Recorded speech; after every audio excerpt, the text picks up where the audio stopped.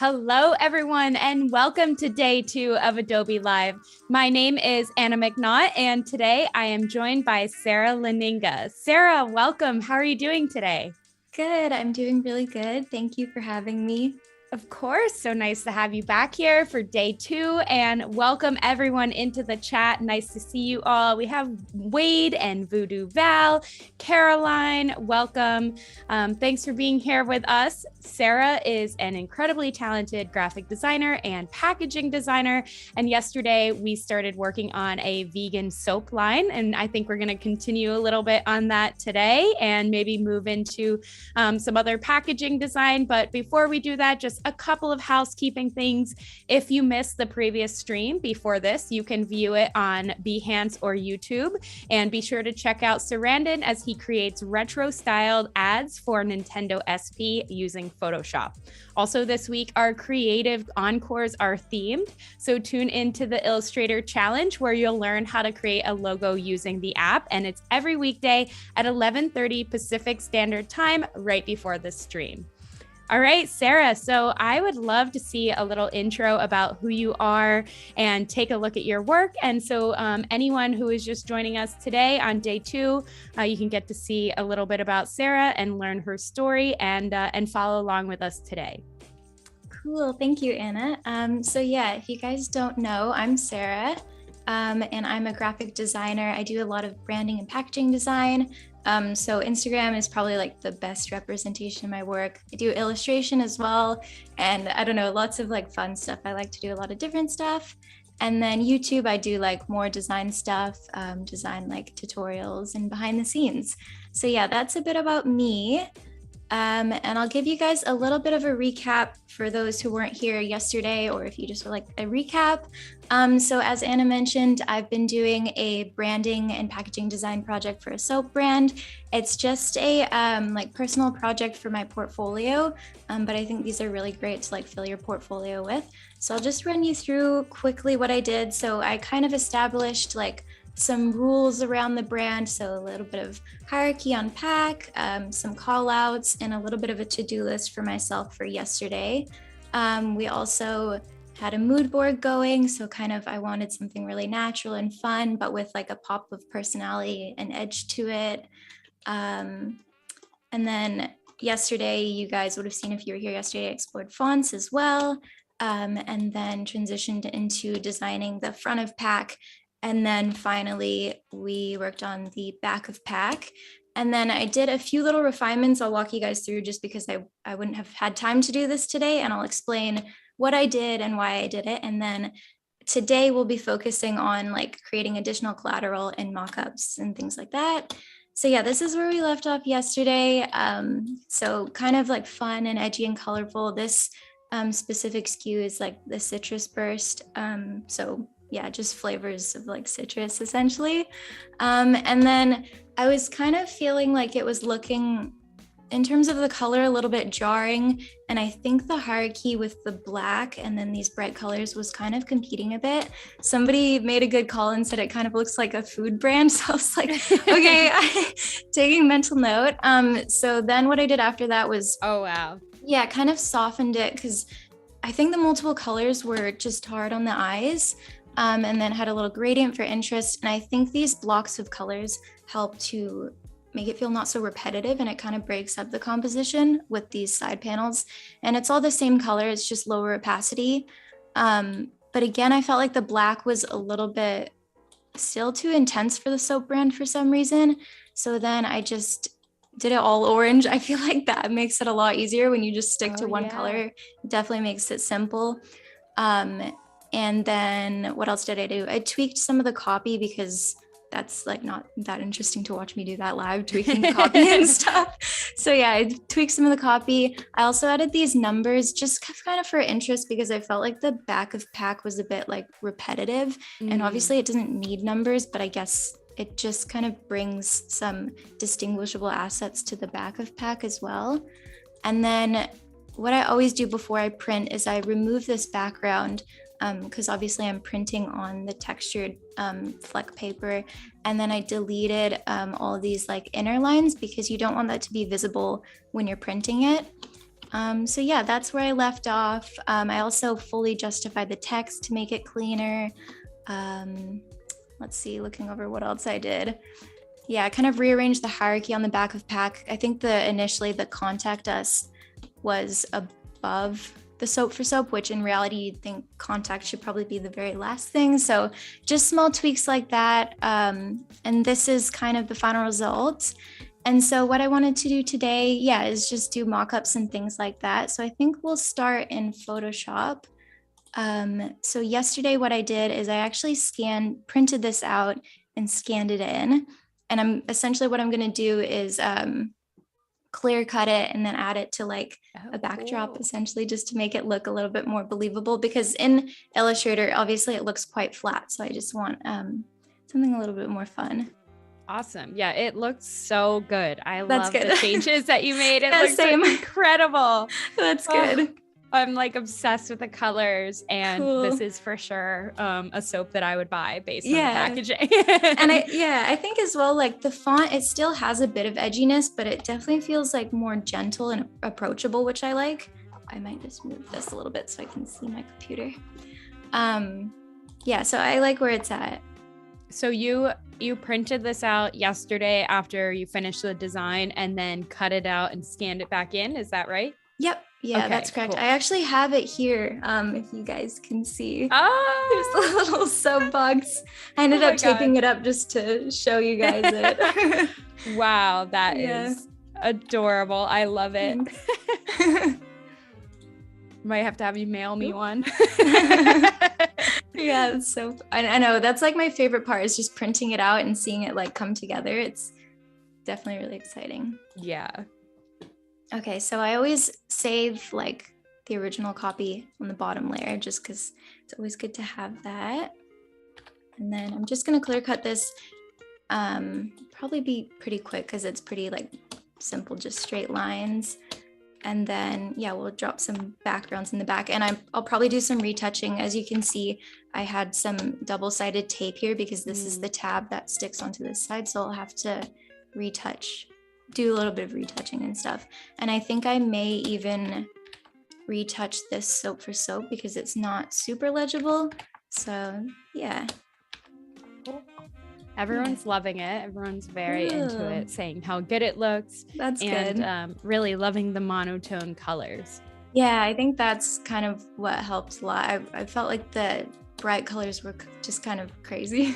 Yeah, and I think this helps it a lot to look more like a soap brand and not a food brand. Like you would immediately know, oh, this is for my body and self-care and like feel comforted and luxurious in the shower. You know, it's very, very much perfect for what it is. Yeah, exactly. I think so. Let us know in the chat if you have any questions for Sara as she's working along here, and any questions too based around the design that she worked on yesterday. We can for sure recap on that as she's working along. Yeah, definitely. It's nice because clear cutting is always quite mindless. I feel like when you do quite full-on work, I know a lot of people don't like clear cutting, but I kind of find it refreshing sometimes just to do, the mindless clear cutting, unless it's like a lot of clear cutting. Absolutely. Christine asked which printer you were using at home. That's like my number one question, and it's just like a pretty standard printer. So it's a Canon TR8 6220. Kind of a mouthful. TR8 6220. It's just like kind of like a standard home printer, but it's nice because it can take like thicker cardstock, which I feel like a lot of printers can't. So this paper was like kind of thick, but it feeds it through the printer just fine, which is mainly why I like this printer, because I like to use like fun paper and stuff. Yeah, that is super helpful actually, because I'm in the market for a new printer too. So Val, I don't know if you caught the name of that and could put it in the chat for everyone. But that would be great. If not, I can repeat it. Yeah, it's kind of hard printer name to remember because it's just numbers.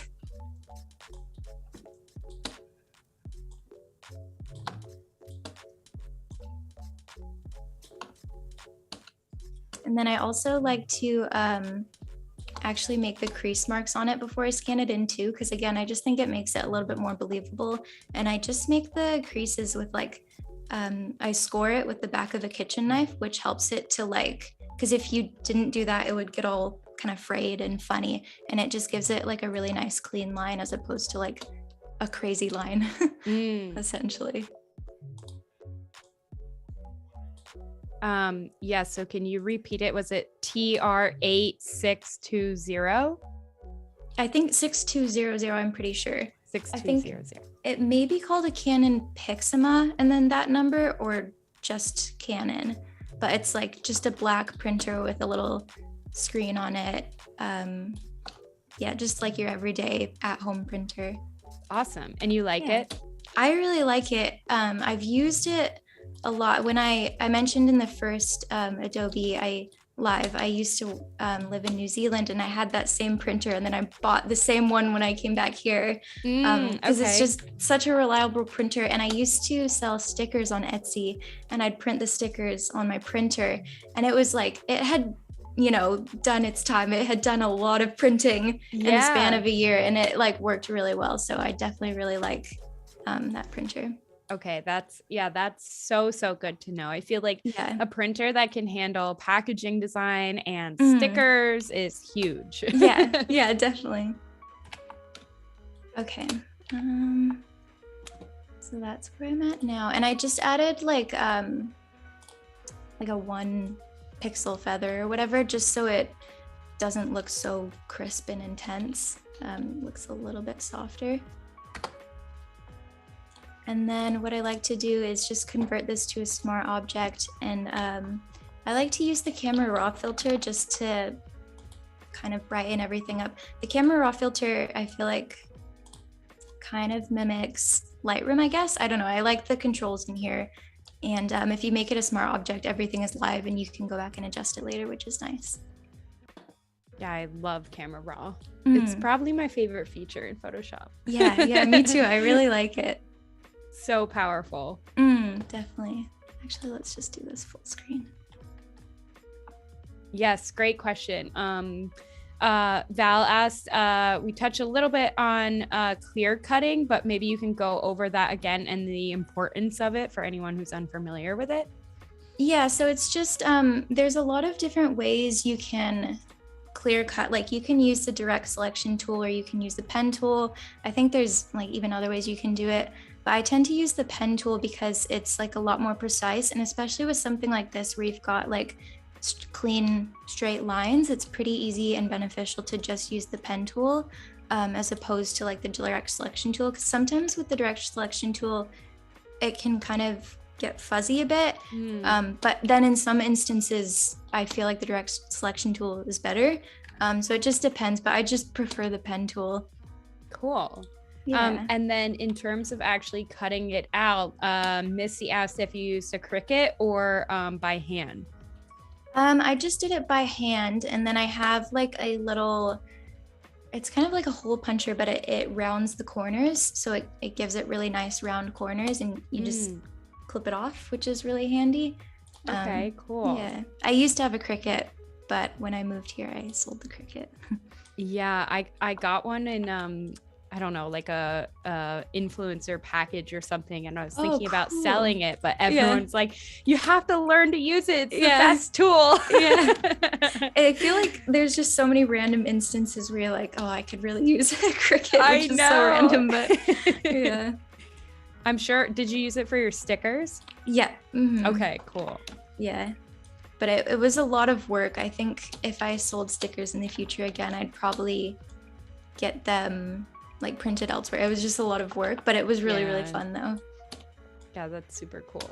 Yeah. So I'm just using the patch tool to get rid of anything that's like a little bit too distracting, like this spot here is a little bit big. Whoops. But you can even use, I don't know, you can use a lot of these different tools. I think the spot healing one would work really good too.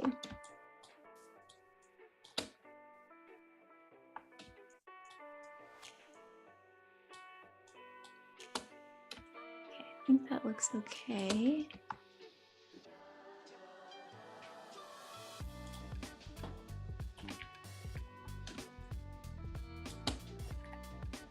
And then I'm gonna try out some photos behind this just to add more interest. I feel like the photos as well kind of help to tell like a bigger picture, and it's like more opportunity for kind of like telling the story and stuff.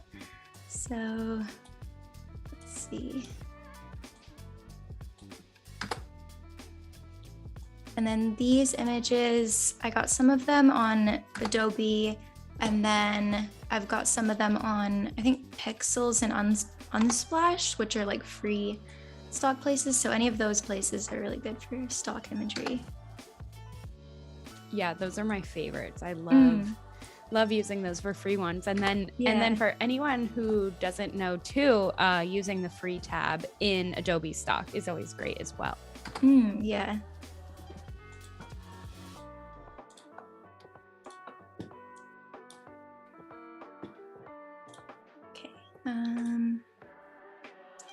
Okay, so I feel like I like this sky texture, but I feel like it's a little bit too grainy.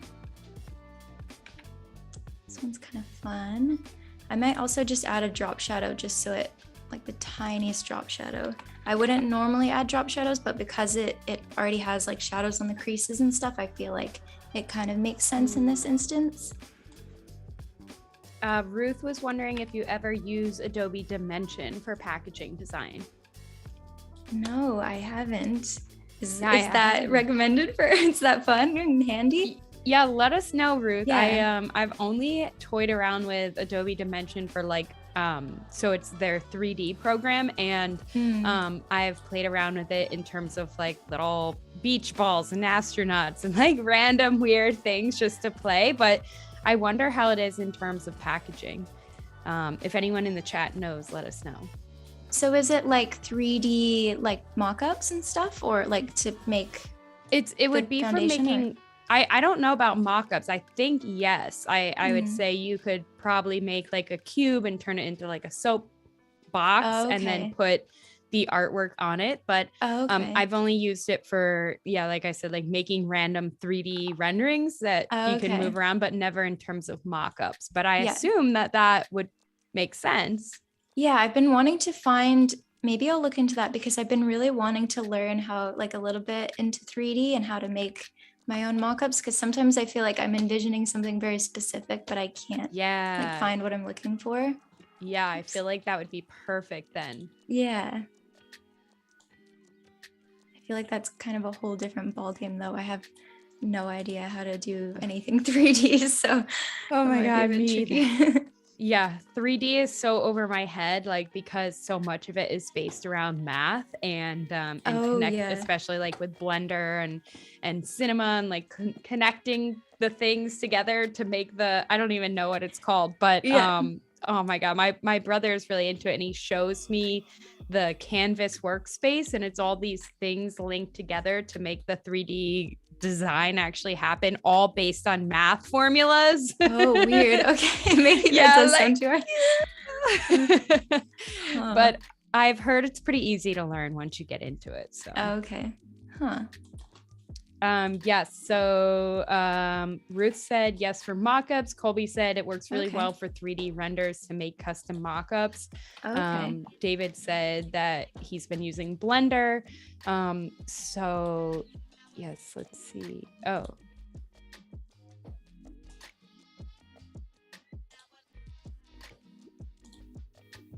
Oh, it has a new name. So Adobe Dimension is now Adobe 3D Stagger. Oh, okay. That's what Val just said. Adobe 3D. Okay, I'll have to look into that. It sounds really cool. Yeah. Okay, so I've just added, I'm kind of gravitating towards this orange. I feel like it's a lot, but I kind of like that it's kind of full on. The original has a bit of noise. So to match the background with this die line, I've just created a clipping mask onto the packaging with a noise layer. And then I think I'm gonna might do overlay because I feel like that kind of matches the amount of noise with these oranges. I'll just look at these other ones. If you guys have any preferences on which one, I think I'm gravitating towards this one, but they all kind of look nice. I think, yeah, I definitely like the first one that you had. Yeah. I like this one, but I think it's maybe too much orange. Like it's kind of hard to distinguish. Okay.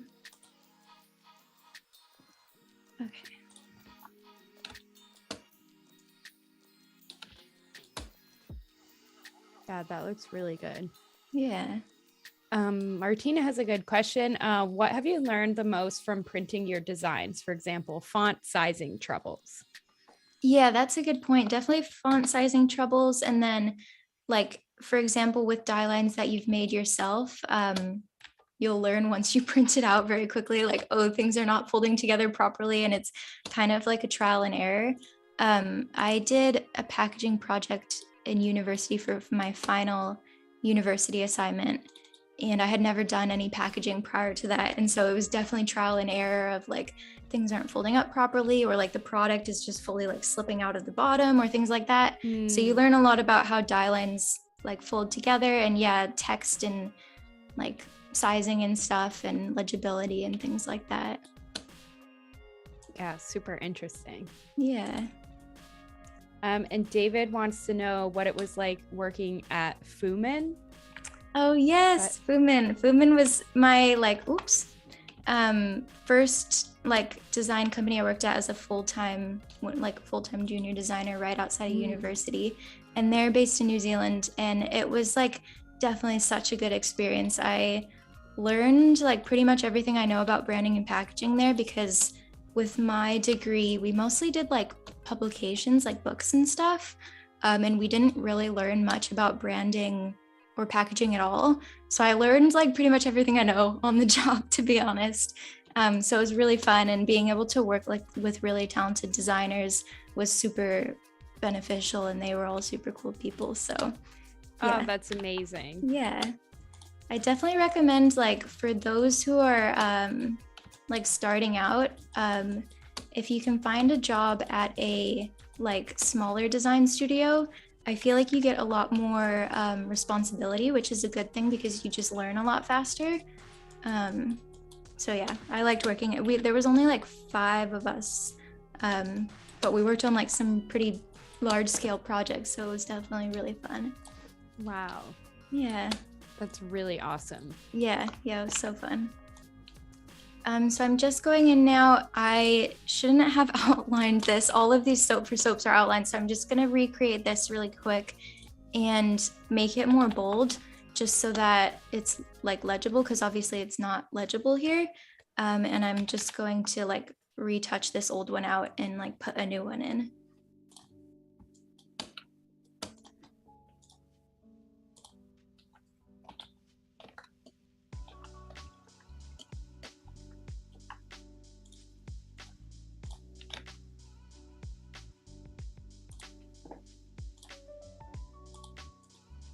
I also think for anyone who's starting out in design, if you can't, like, I think working at a design studio first, even if you are like in the long run wanting to be a freelancer, I do find it quite beneficial to like work for a company at least for a little bit, just to learn like even just like the business side of things, and learn from like really talented like senior designers and things like that.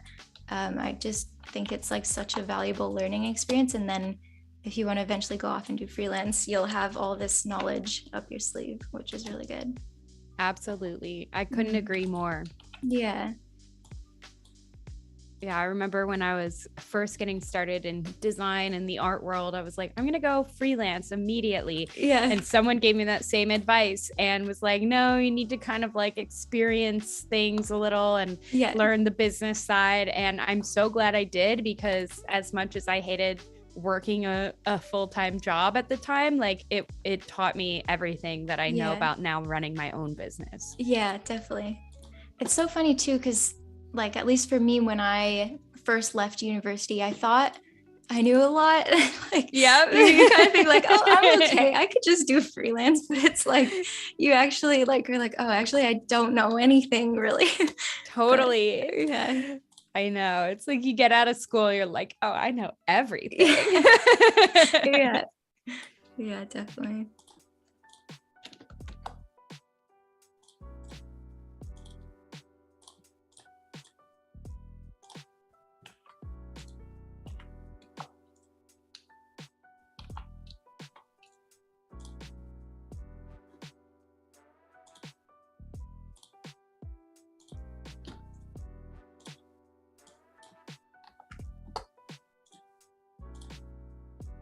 So did you study in university, Anna, or are you self-taught? No, so I studied. I went to Savannah College of Art and Design for a year and a half, majored in graphic design. And then I took a photo course, and I'd kind of done a lot of photography in high school, but I was like, oh, this is really fun, actually learning like the true art of photography. And then I wanted like a more well-rounded education. So I transferred to Ithaca College in upstate New York, and then ended up majoring in photography and minoring in design instead. But I wish I majored in business. I think that would have been more useful. Yeah, I know. I was thinking about that too. I'm like, oh, I should have like done some, like even just a minor in business or something could have been very helpful. I know. Yeah, but definitely learned a lot from college. I feel like more social skills than anything else, like just in terms of, I think, for a job and like how to interact with people in general. You know, in high school, you're like in your own little bubble, and then college helps you expand. But yeah, that's such a good point.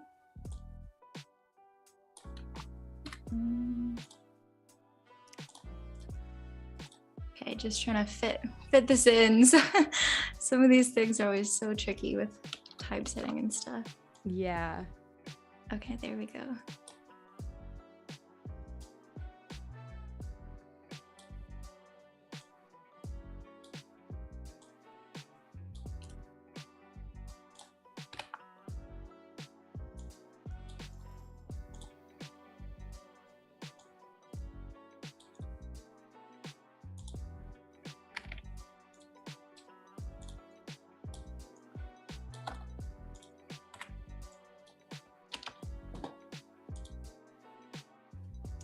Okay, I may just retouch this out, even though it's barely visible. I'll just quickly retouch it out. And hopefully towards the end, I'm planning on kind of laying this up as if it was like a presentation to a client, I think. So just like putting it in like an Illustrator and just laying up all the mockups together, hopefully. Let's do...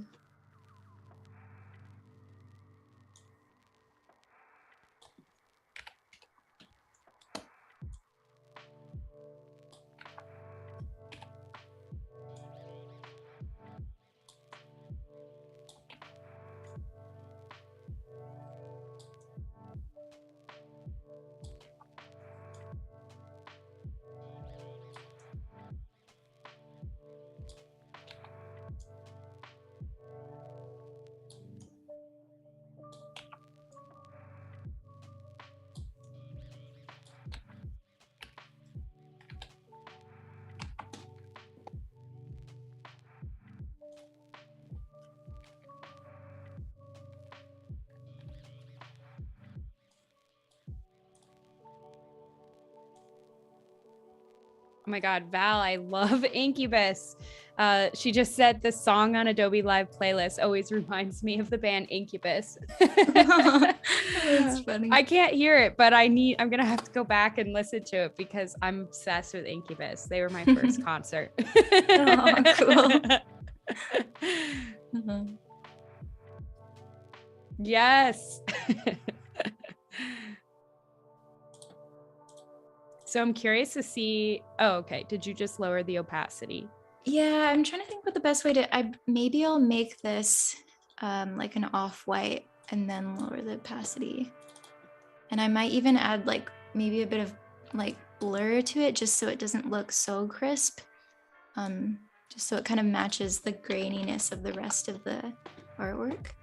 Yeah, that was kind of what I was waiting to see you do, is because I feel like that's the hardest thing when you have a natural piece from the actual world and then you're trying to blend in digitally created text or art. How do you make it look like it's really there? Yeah, that's a good. I'm thinking blur and then maybe noise too. We'll just see how it goes. If anyone else has recommendations, definitely let me know too. I think that's a good, I think that's a good choice. Cool. See how it looks.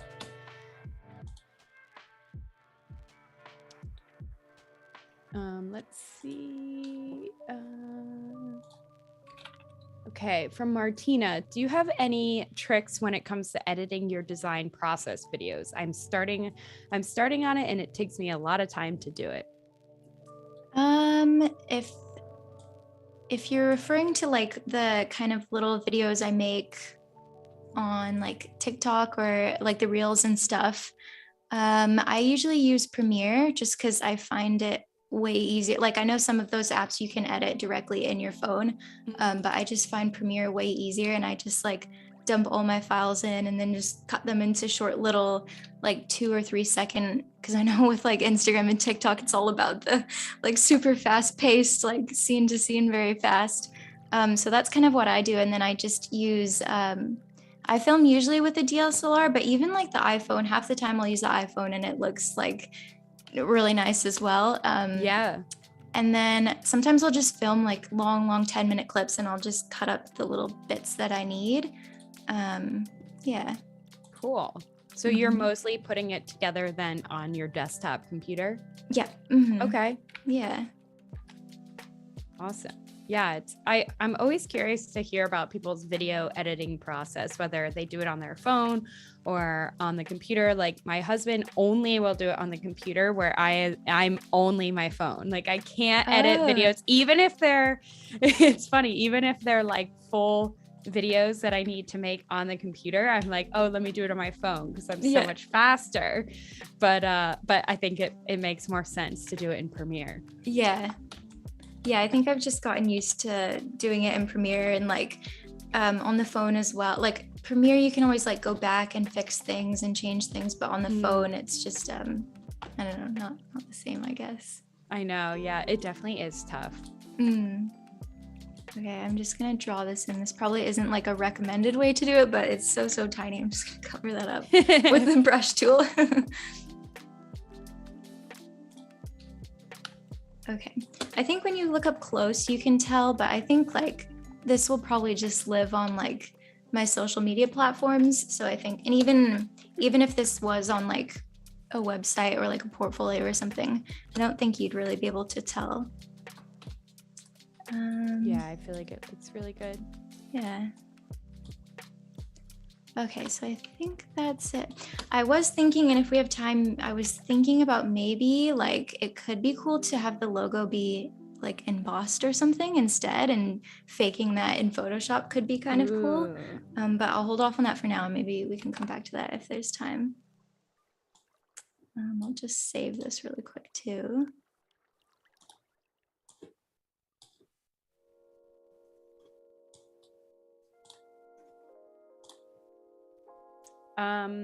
Shabir asks, how do you know the dimension of each flap of the package when you start designing in Illustrator? I believe you touched on this a little yesterday, but if you can just talk about that again, that would be great. Yeah, so I normally like the most important place to start is the front of pack.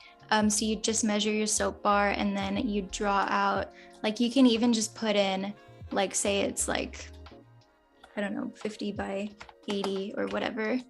And then, just make it black. And then you just need to know the sides, like the sides of the soap bar, whatever product it is. And then you'd replicate like the back of pack, obviously. And then take into consideration, like you'll need an additional tab to stick onto the other end when it like wraps around. And oftentimes I'll just print out little tests on just like normal cartridge paper and just see how everything folds up. I always do that before I print out on like the nice paper. So it is just a bit of trial and error, and you can look up like how other die lines like lock together and fold up and stuff. Yeah. Cool. I think with real client work though, typically like from my experience, they would come to you with the die line ready to go. So you wouldn't really need to worry about that. They'd have the die line and all of it like set up with the printer notes and stuff, all ready to go, and even the barcode. Yeah, that's always really helpful when clients have that. Okay, now I'm just gonna create a separate Illustrator file just for everything that's kind of like finished work. And I'll kind of set it up like as if I was presenting to a client.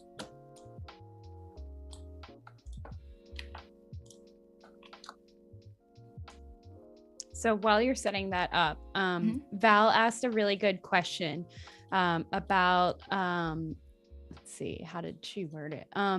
Moments in our creative journeys when we feel uncertain, times you feel you failed, and how you have overcome those times. Do you have any experience of this and any tips? Yeah, I think at the very start of my design career, I think when you go into the real world and you're like exposed to all these like incredibly talented people, I think it can definitely feel a bit intimidating or discouraging because you're like, oh, I'm not on that level and I want to be contributing. But I think it's important to not be hard on yourself and understand that we're all at different stages of learning and everybody was in that position at one point. And yeah, I mean, it's all like a learning experience and it's just practice, and everybody has like ugly work. It's just not always put out on social media. And that's why social media can also be very deceiving. Absolutely. Yeah, I think just having patience with yourself and understanding that everybody's in different points of their journey. Totally.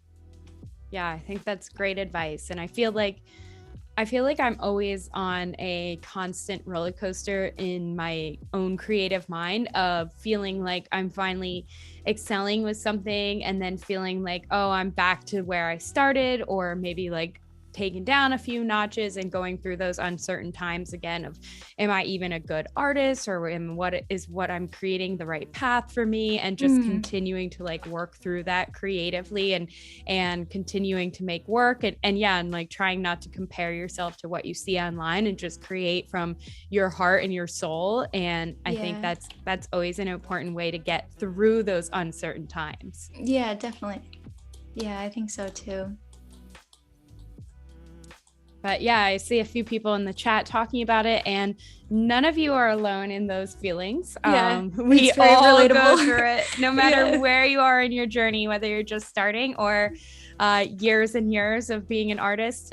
My grandfather was a children's book illustrator, and up until the day he died, he had self-doubt and uncertainty within his own artwork. So it's like something you just have to start to learn to ride the wave. Yeah, definitely. I remember, I think I might have mentioned this yesterday, but when I first started working in a design studio, I was like so nervous to even have anyone like see my screen unless everything like looked perfect and finalized.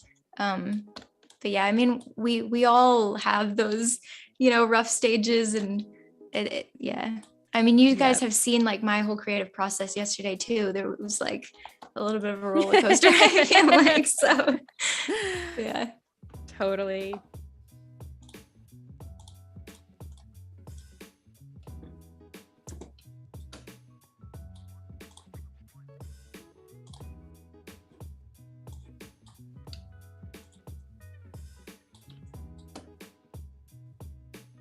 So I normally, when I'd present to a client, I'd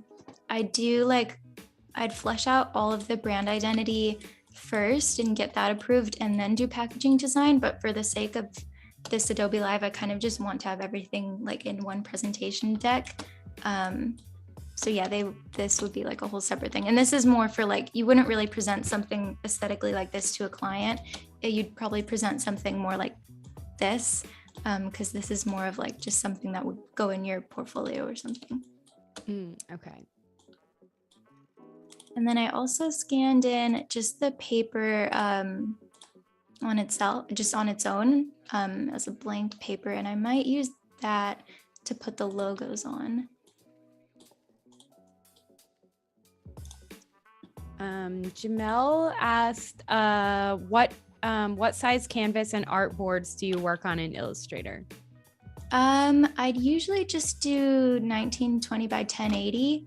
Okay. Or if I know it's like for Instagram, I'll just do some sort of square format, like maybe 3000 by 3000, kind of just randomly pick something.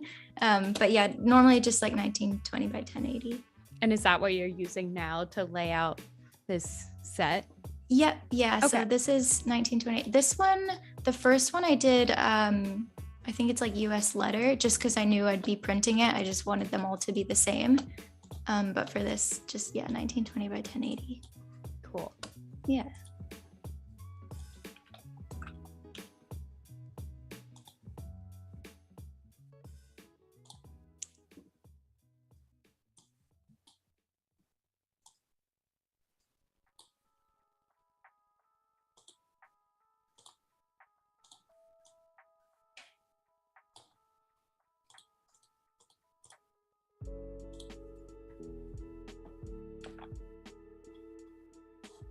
And I'll just save this off.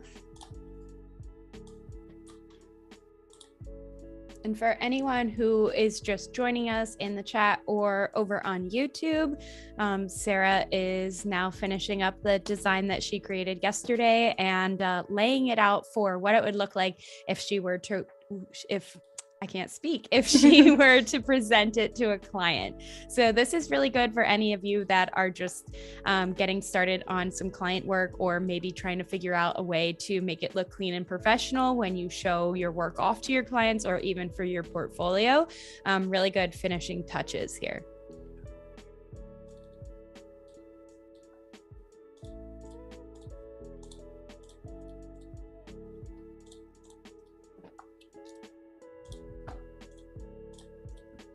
So yeah, usually I do logos and then like sub logos if there's sub logos.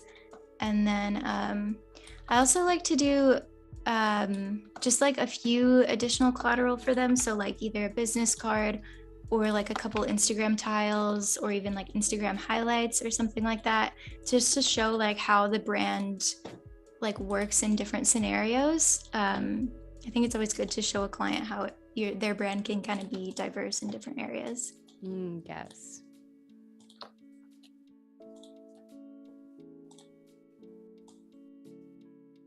I'm not sure if I should present it this way or this way, because this is on pack, but I think off of pack it would probably be more like this usually. Yeah.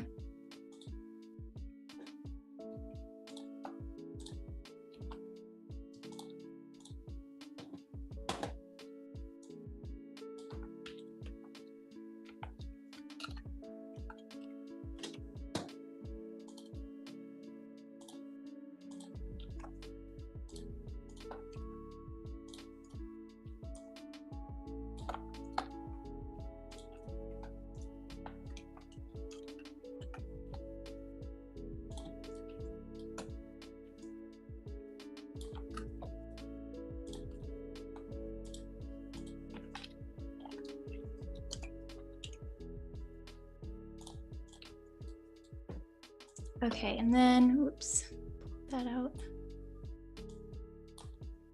I also have some mock-ups that I'm thinking of doing, so I'll pull those up.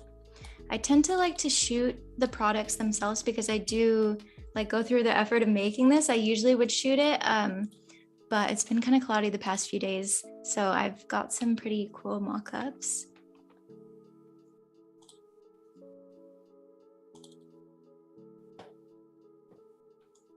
Ooh. Yeah, so this one's cool because it's got like, you can edit the text, like what's embossed, which is cool. So I'll do that. And then originally it was just the bar of soap, and then I like attempted to add this box because I want to obviously showcase the box as well. And then I think you can also alter the colors, which is pretty cool. So I'll grab the front of pack.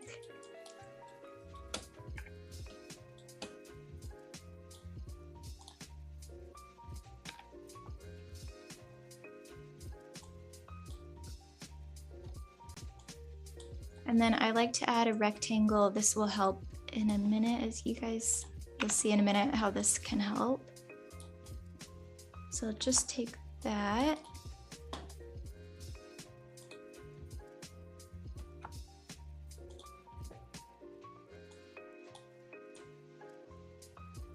And then I use the box as a guide, and then I'll delete it from the smart object after the fact.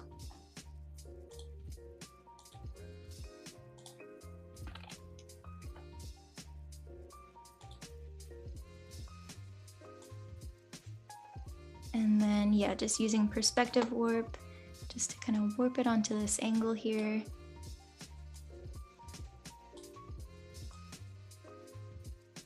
Such a great tool. I know, so handy.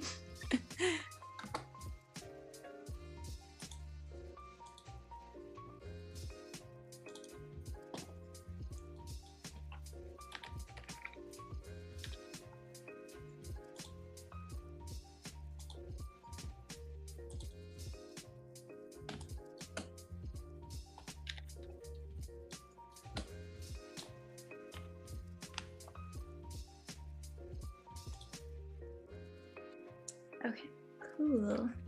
And then I think I'll make this all orange too.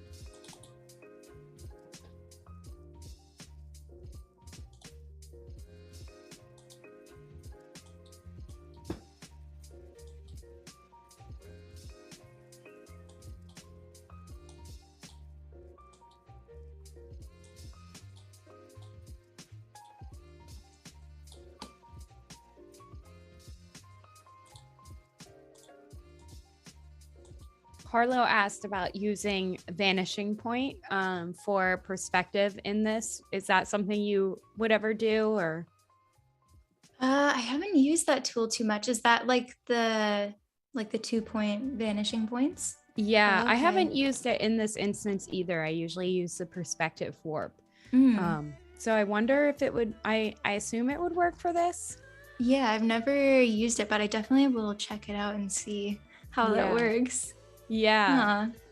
I think, I always say on these streams, like the beauty of all of these Adobe programs, and especially with Photoshop, at least from personal experiences, there's multiple ways to do something similar. And I think that's really cool, because then everyone can have their own workflow and their own style. And then in the end, it kind of gives your work a unique look.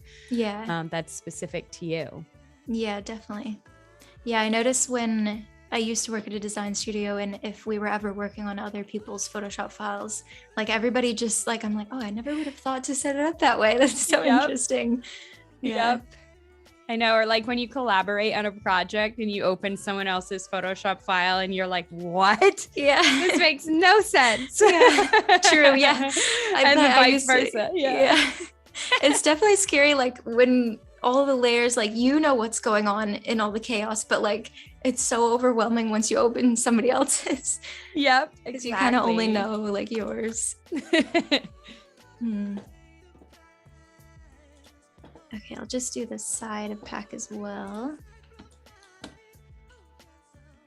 David asked, is there anything you know now that you wish you knew when you started?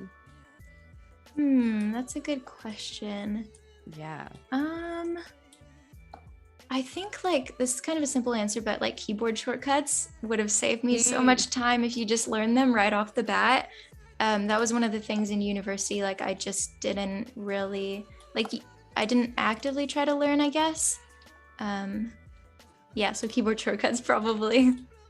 Definitely. Yeah, that's a really good one. Speeds up the workflow. Yeah, definitely.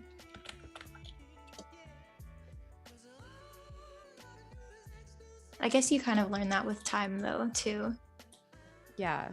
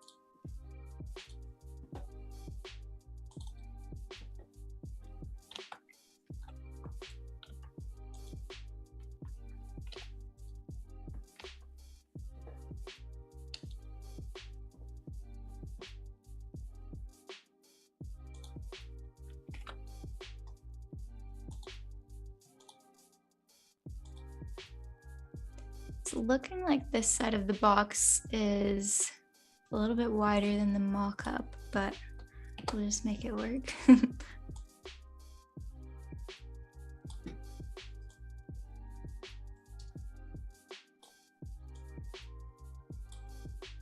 Yeah, that's fitting really well. Yeah, I think that's okay.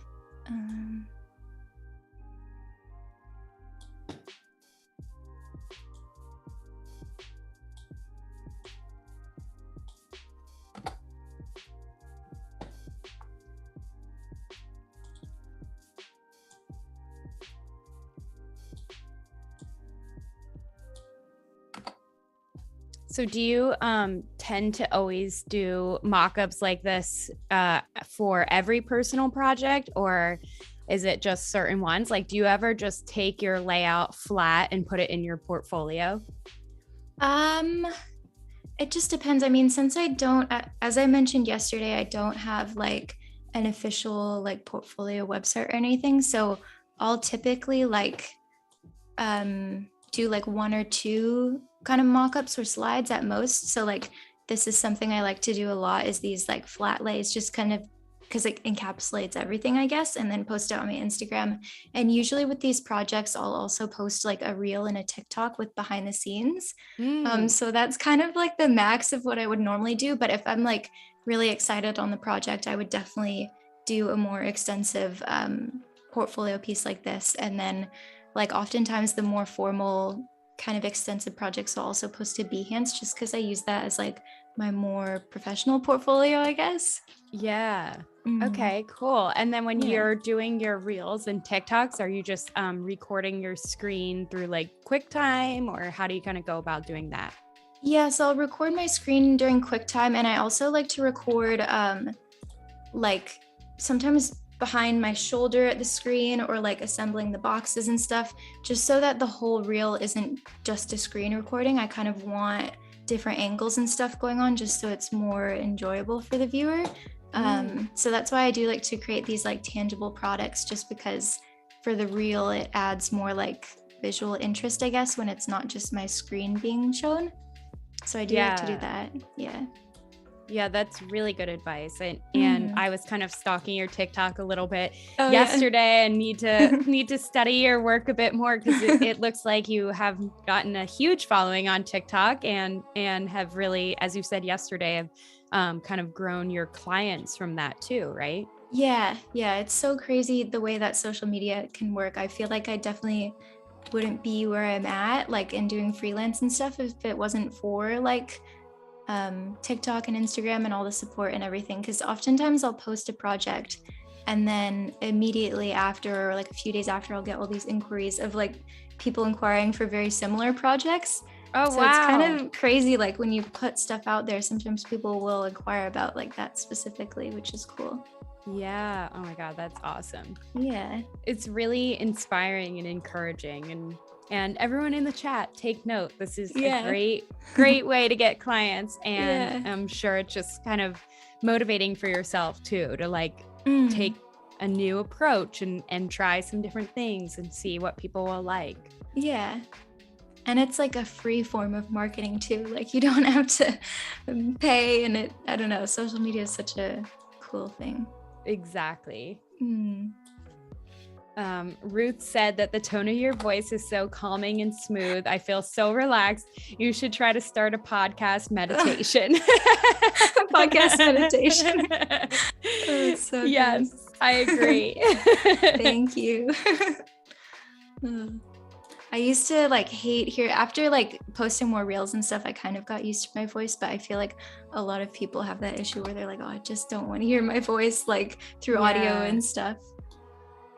Yeah, I feel like you definitely get used to it doing social media and yeah. And then Carlos said, this is the proper way to present a mock-up to a client. I usually just screen capture it and then send it to my client. Thank you for this wonderful lesson. That always works too. Yeah.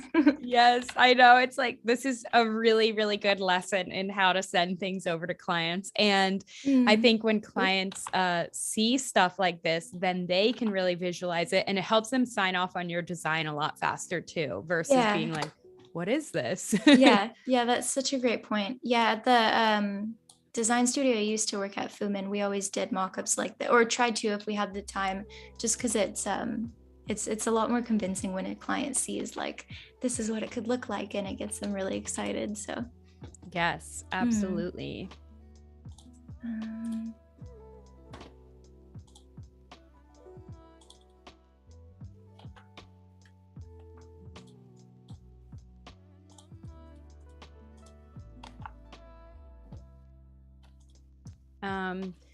David was wondering what the clients from TikTok are like. He said, I assume lower budget, but I could be wrong. That's a good point. You can kind of tell from the first email if they write like a very nice email. Maybe they like have a bigger picture, or maybe have a bigger plan for their project, and therefore like a little bit bigger of a budget.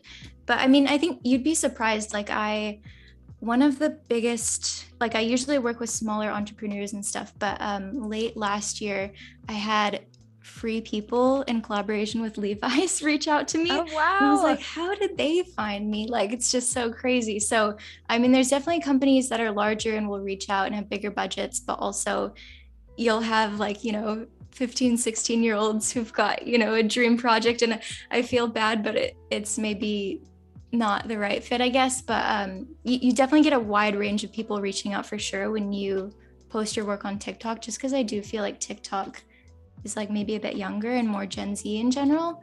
But yeah, it's still super cool though. And I usually like to, when I get those kinds of messages and maybe it's not the right fit, I'll always recommend like other designers who I do think would be the right fit and stuff. I don't want to like leave them hanging or anything. So I always try to give them like lots of other ideas and ways they can take their next steps. Yeah, that is so awesome that you do that, because I feel like a lot of people don't do that or don't have time for it. So it's really nice that you suggest people that could handle the job. Yeah, and definitely. What did you do for Free People? So I did like an ad campaign. They were collaborating with Levi's on like some 70s jeans. And so basically, sorry, I'm just saving this on my other screen. And so basically they wanted like 6 artworks that were going to be displayed as like an ad campaign on their social media. And they would be like mimicking 70s album covers, and the models would all be wearing the Levi's jeans. So basically I designed 6 like imaginary album covers for an ad campaign for Free People and Levi's. Oh my God, so cool. Yeah, it was so fun. And just such a fun project. And it was so cool because they reached out to me specifically for my style. And in the email, they're like, we love this style and this aesthetic, and can you do something like this? And I was like, oh, that's perfect when somebody reaches out and they just want exactly your style. And it's just really fun. Oh my God, that's so cool. What a dream client. Yeah, definitely so fun. But I do like love and have a special place in my heart for like start like small entrepreneurial brands. Like I'm working with a skincare brand right now. Her name's Angela, and her brand is Karma Care. And it's so fun because I don't know, that there's just so much passion in like people who are creating their own brands from scratch, and it's definitely very fun. And yeah, they also, I feel like with smaller brands, put a lot more trust in you because they don't have like already super structured brand guidelines that they need to adhere to. So they're always like, just have fun with it, just make it look cool. And it's just kind of like, yes, this is exactly what I was hoping for. Yeah, that's such a good point. Yeah. Okay, I'll pull up another mock-up. I'll do. And we have a couple questions about clients for you as well, if you're ready for some more questions. Yeah. Hopefully I'm not just like sliding things around as I'm talking. But yes, go for it. Yeah, and if you do something that you want to call out, okay. Feel free to interrupt me if I'm asking questions. No, that's all good. That's totally fine. So Carlo asked, how do you handle clients with a lot of revisions? So I try to make it pretty clear at the start, like in the quote, I'll write how many revisions are like entailed in the quote. So I usually do 2 rounds of revisions, and then anything further than that, if it's like just one more round of revisions, I'll just charge by hour, or like if it's a whole big thing, then I'll just write up a new quote. But I think just like setting boundaries is important, and just, I don't know, there's always a very nice and respectful way to do it.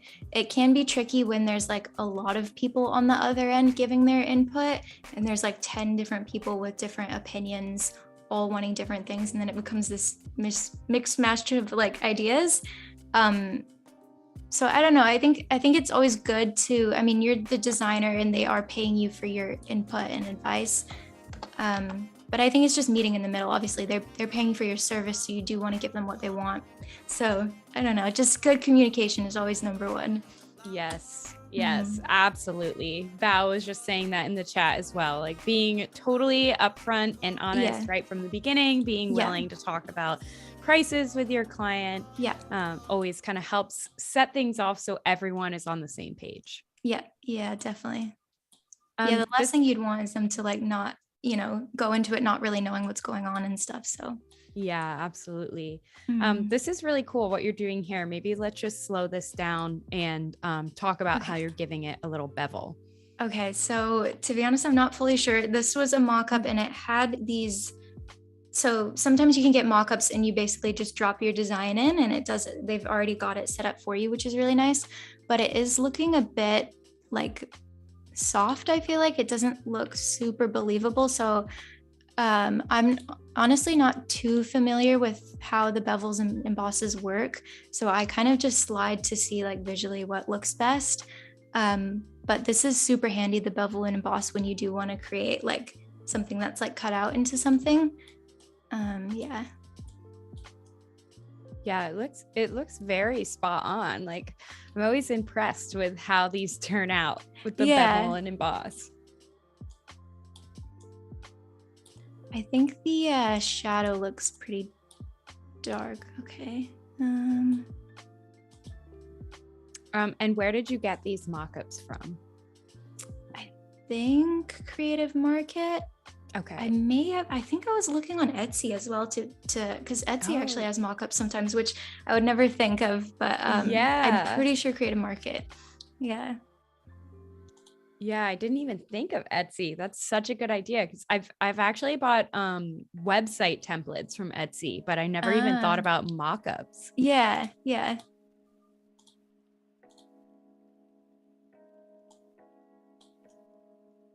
That's a great question. Jordan asks, do you make up projects when you get started? How do you start making a mock-up for something that doesn't exist? Where do kind of like maybe the ideas come from?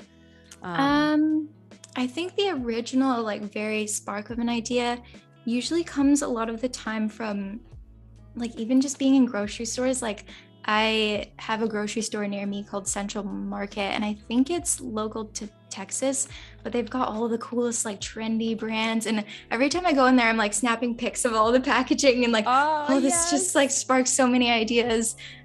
So like, or even going into like Sephora, if you're into like makeup packaging or anything like that, I feel like in the real world kind of it helps to spark ideas a lot of the time. So that's kind of where my ideas start. And then sometimes I'll like buy the product and actually take apart the dye line and see how it's made. But that's how my ideas usually start. Oh, so cool. Yeah. Yeah, really, really fun to look at packaging in the real world. And especially now after seeing a stream like this, for those of you watching, take a look at packages that you see in the store and notice what colors are they using? How did they cut it out? What was unique and different about it? And in a world where we have so many endless options, how does a buyer choose your brand? And so much of it has to do with your packaging, right? And so this is a really, really good lesson for all you designers out there. Yeah, definitely. Yeah, that's such a good point to look in the store, especially if it's like an actual client where they are going to be existing in stores, is to look at the competitors and look, like you could even like say this was going to exist in the store. I could take this into the soap section, set it on the shelf and take a step back and see how does this look visually with everything else? Is it popping? Like what's it conveying? That's always like super helpful. And you can even send that photo to the client of like, here's how your brand looks against everyone else's. What a great idea. That is gold. I know some design studios that will even go to the extent of looking at the lighting around and how it casts on the packaging. Wow. And I'm like, oh my gosh, it's crazy. Yeah. Oh my gosh. That's so cool. Yeah. Well, I'm definitely inspired. I'm like, maybe I need to get back into packaging design, play around a little. Yeah.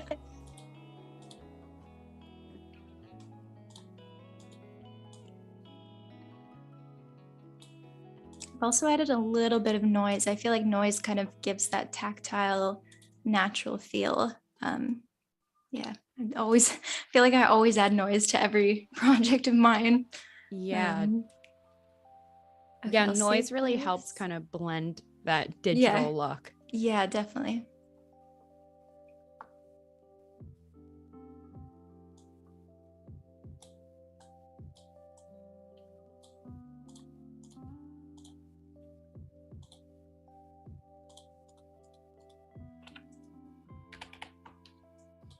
We have our artist spotlight coming up soon in about 20 minutes. And for anyone that's interested in submitting your own portfolio or a friend's portfolio, click on the artist spotlight tab over in the chat and go ahead and submit, and you might see your work featured here on Adobe Live. Let's see, where did I save this?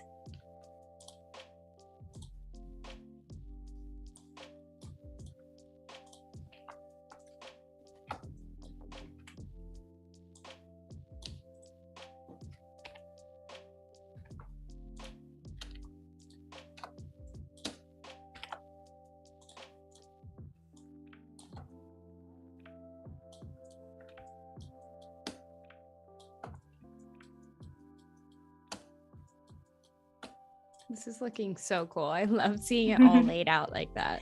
Yeah, I know. It's always so satisfying to kind of tidy everything up after like the chaos of like all the artboards being crazy. Yep.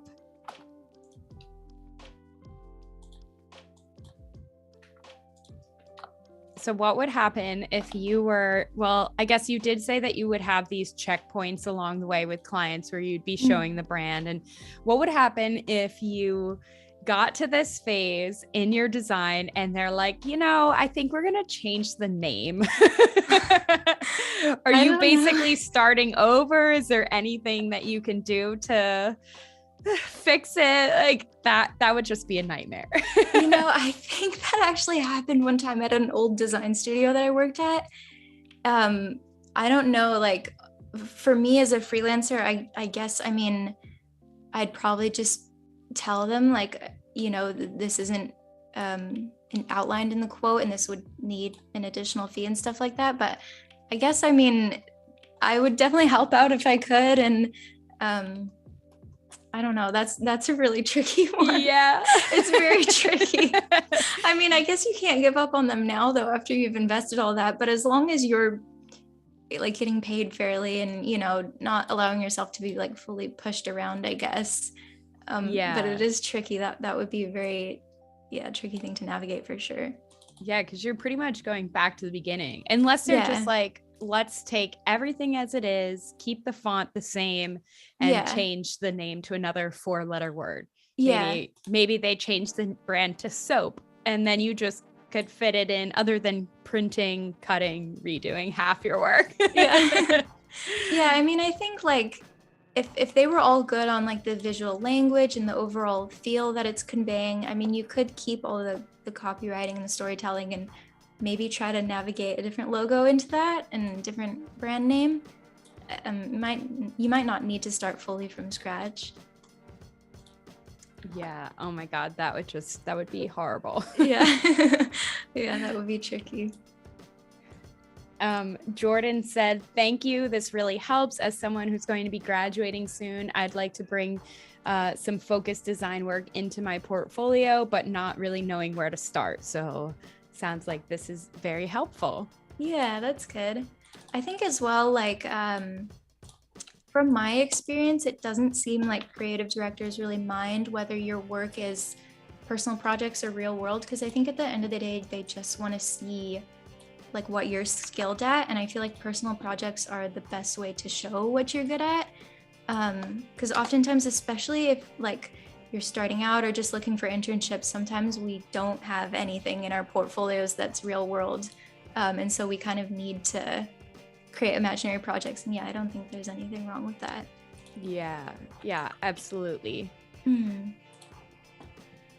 Yeah, I feel like creating any sort of spec work for your portfolio is always really good. And we've told some of our students in our courses, go out and, like, for photographers, go out and shoot your Osprey backpack and pretend that they were a brand, or like your granola bars that you're eating, and like build a whole campaign. And I feel like that kind of stuff like really helps to show your skill set. And same in this case with packaging design, kind of, just taking these sample designs.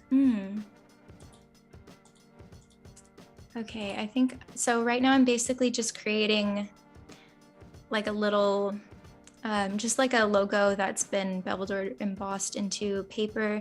I think I'm just gonna place it here, like a little square here, to kind of balance this out, because obviously this doesn't fit in the 1920 by 1080.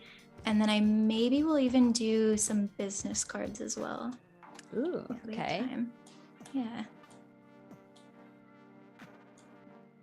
But yeah, this I'm not the best with bevel and emboss, so just trying to see what will work best. Yeah, I mean, I feel like definitely just clicking through is always a good way. Yeah. It's hard to know, and each project will end up looking different too, even if you use the exact same settings. Yeah.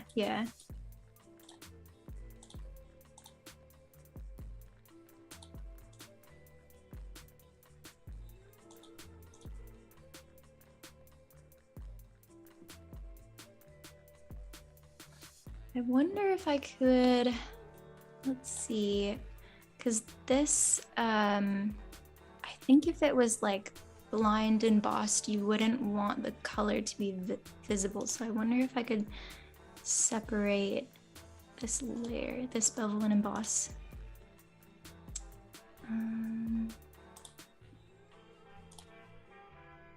Okay. I feel like that's the right direction. It's just not exactly right. What are you trying to do? Separate it?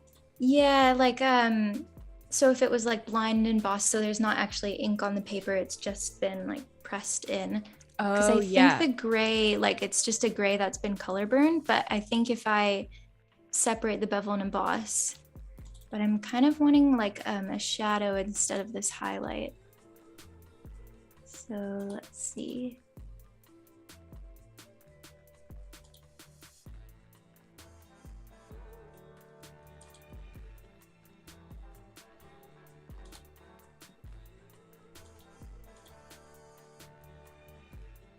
Yeah, I'm trying to see to help you with it, but I'm not even sure without clicking around either. Yeah. If not, we can leave this for now and come back to it.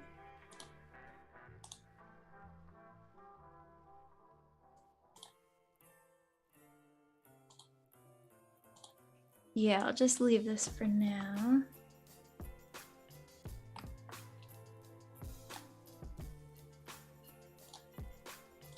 So Becca said, if you set the fill to 0, the effect will still show. I'm not sure if that might work. So this is a smart object. So, not 100% sure how to do that. Oh, maybe.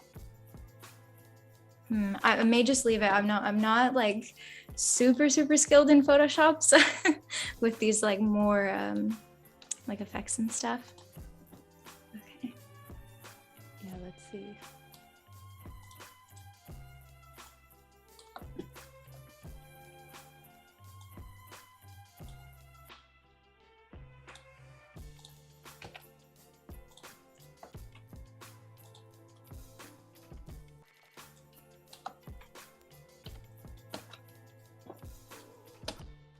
David was asking if you have made any of your fonts. I know we talked about that a little bit yesterday, but if you can share with everyone today. Yeah, so I've never made fonts. I definitely want to at some point, but I don't feel like I'm skilled enough to do that yet.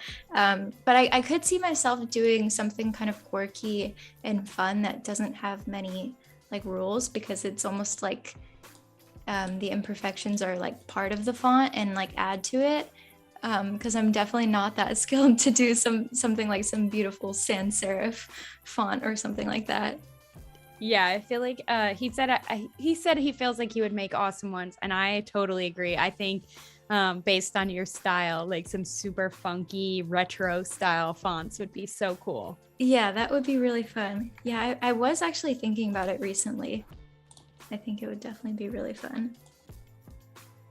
I almost feel like with the one you're using, it might just be kind of freehand, maybe. I don't know. It doesn't even seem like it really has any rhyme or reason. No, yeah. I really like it. I think I found it on Behance, I'm pretty sure. And I think it was just from, like, I don't think it was from a type foundry. It was just from like a designer.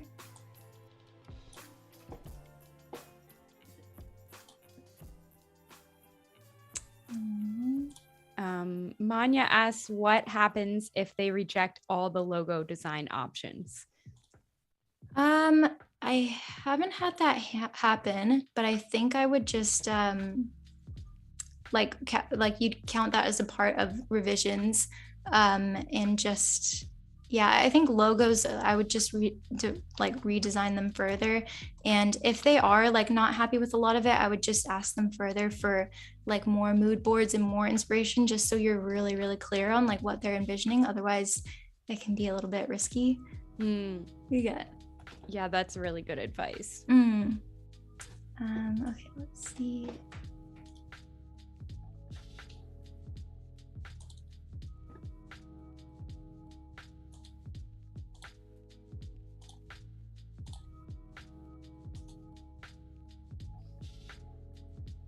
Okay, I may make some business cards now.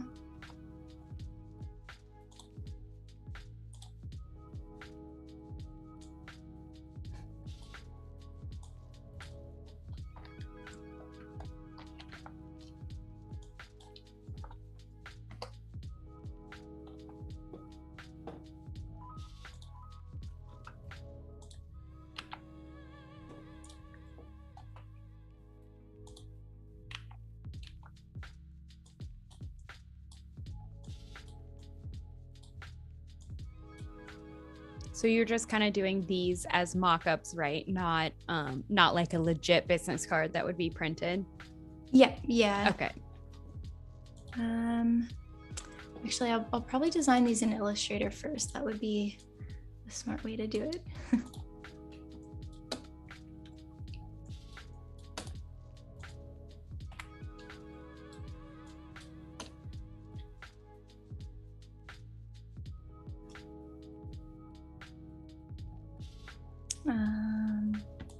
I'm like having a brain freeze. Okay, I'm pretty sure business cards are, I think they're 90 millimeters by 55, I'm pretty sure. Yeah, I think that's that looks right. Yeah.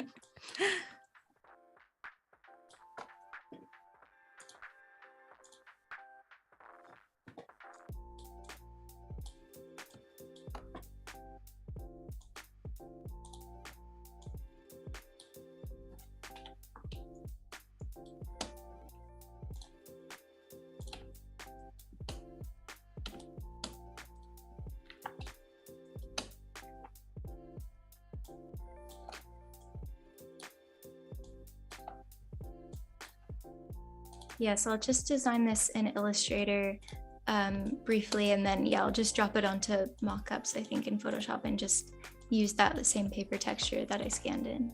Cool. Let's see.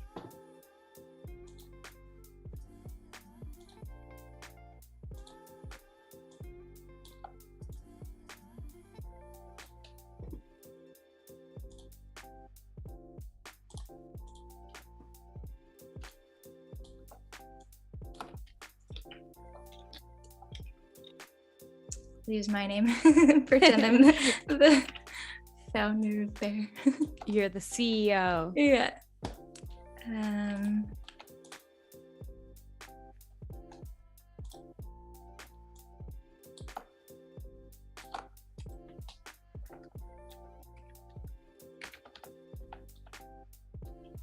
Jordan asks, I saw you had a physical box of the mock-up. Did you have to change the size of the artboard for the print, or did you have that in mind when you were making the board? So I did have that in mind. I just did US letter. And so a lot of my projects do, like, I try to fit them on a US letter size. Otherwise I'd need to like go to a print shop that has a bigger printer to print off like a bigger project. But when I did print it, you can see this one was quite smaller. And then when I printed it, I realized it could go a bit bigger. So I just scaled up the entire thing. Obviously you can't do that for like real client projects. You can't just like scale things however you want, but because it's a personal project, I just scaled it up basically like as much as I could to fit on like US letter size. Okay. Yeah.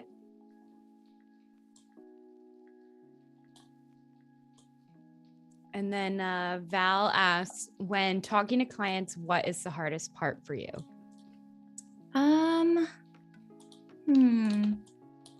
I think I don't know. I think it's really important to understand like where their head's at, and getting a good gauge on like what they're envisioning. So I think sometimes it can be kind of tricky navigating or trying to understand what they want, especially if they're being like a little bit vague. But yeah, like I think, as I said earlier, just always making sure like you're super clear on things and asking tons of questions and like just making sure you're on the same page and everything like that is really important. Yeah, absolutely. She said, for me, I used to and still do sometimes get a lot of anxiety naming my price. I definitely feel that. Yeah, that's always a nerve-wracking thing because you're like, oh, am I going to go too low or too high? And if you name a price and the client goes, okay, great, you're like, no, I went too low. Sometimes what I'll do is I'll offer like a range, and that, well, not a range, but I'll do 2 different prices for like different needs, I guess. So like one will be like a bigger package, and then one will be like a smaller package, I guess, just so they have options, and you can kind of feel out like what they're looking for. Yeah, that's great advice too. Just kind of tiering it a little bit. And then sometimes I have always found too, when you do that the client will usually end up going for a middle range or higher package because they kind of see those extra things that you can give them and they're like, oh, well, this makes more sense. And definitely. I was gonna mention, this is so bad of me, but I noticed my battery is very low. My monitor normally charges my laptop. It's so bad, but should I grab my charger? Yes. Okay. Maybe sorry guys. No worries. Maybe we can go on standby real quick. Is it right there, or do you have to grab it? It's just in the other room. Okay. I can also try just unplugging my monitor and plugging it back in. It would still, but I'm not sure how that would mess things up for you guys. Okay. Yeah. Okay, Let's just sorry, go on guys. standby. Don't No want it to- problem. No worries. to drop off. No problem. We will be back in 2 minutes and Okay. Sarah will get her charger.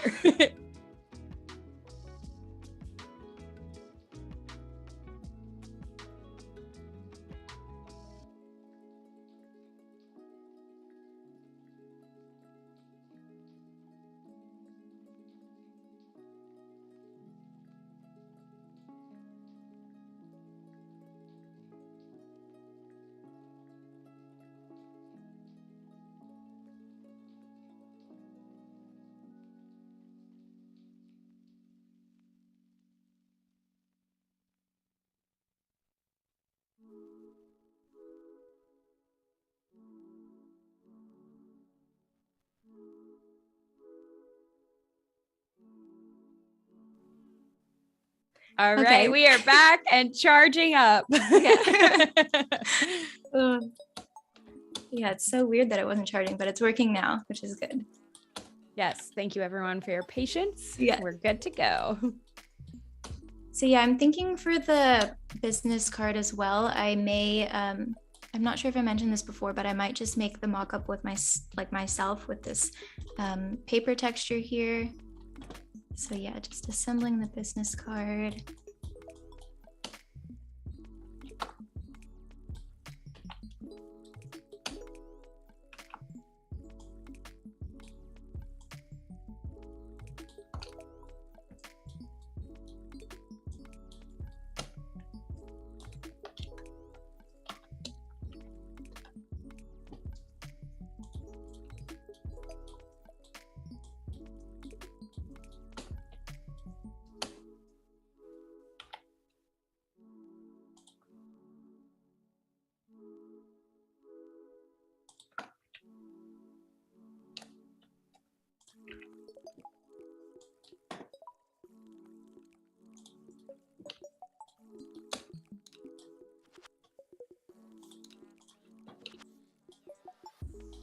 I love the fruit. Looks so cute.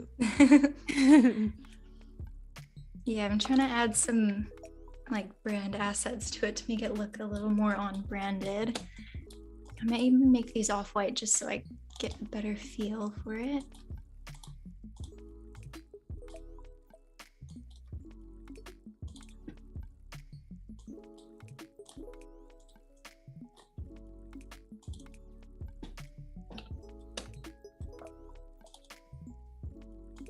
David asks, what was the reason for the move to the US out of New Zealand?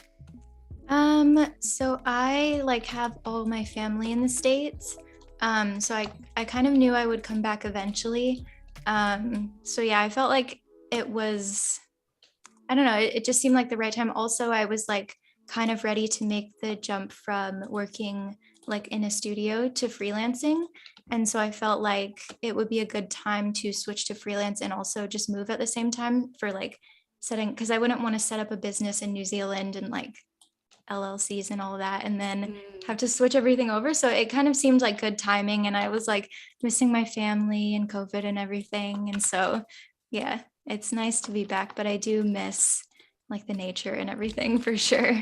Yeah, I'm sure. It looks like such a beautiful place. It's on my bucket list. Yeah, and the people are just so nice as well. It's just such a fun place to be. And so are you originally from Texas? No, I'm actually from Arizona. Okay. I had never been to Texas actually before moving here. But my boyfriend and I moved here and he used to live here. So he's kind of familiar with it.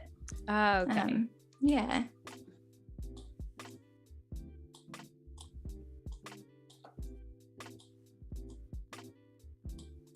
Oh, I like that. That's cute. Yeah. I'm trying to think like what could be some sort of other information I can balance out on the last side. Maybe just like the website, even though you have it in the email. Yeah, that's a good point.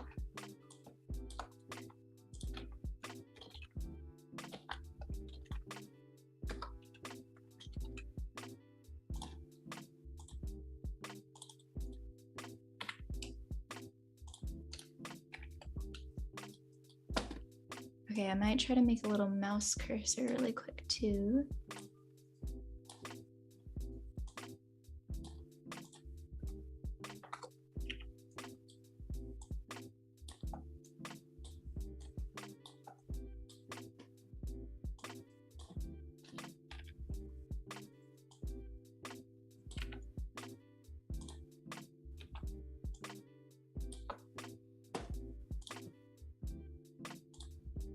I had to Google bearskin.com to see what would come up. I feel like something probably would come up. It's actually an open website. No way. Whoa. You can buy it. It says click for inquiries. Whoa. I would have thought, I was like, oh, it's kind of a generic name, but it just looks so good as a logo.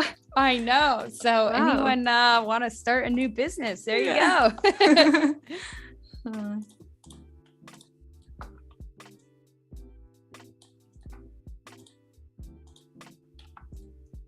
So once you finish up these business cards, we can jump over to the artist spotlight whenever you feel like you're at a good stopping point. Okay, cool. I'll just line this up and then I think that should be good.